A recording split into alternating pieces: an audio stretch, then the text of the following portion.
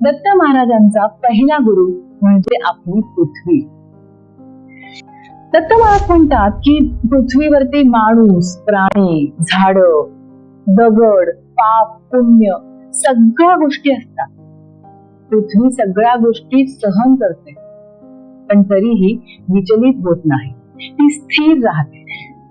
त्यामुळे दत्त महाराज म्हणतात की जो माणूस सगळ्या गोष्टी सहन करून सुद्धा स्थिर राहतो, त्या माणसाला कोणतीही परिस्थिती किंवा कोणतंही दुःख डगमगू शकत नाही.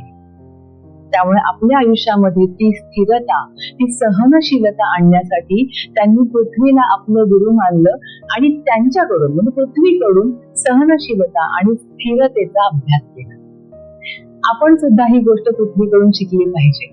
आपल्या आयुष्यामध्ये जर का सहनशीलता आणि स्थिरता आली, म्हणजे आपल्या भाषेमध्ये पेशन्स, ही खूप महत्वाची गोष्ट आहे की नाही, ही शिकणं खूप गरजेचं आहे.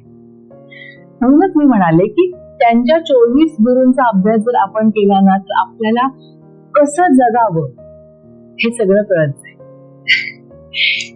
तर पृथ्वी हा श्री दत्त महाराजांचा पहिला गुरु.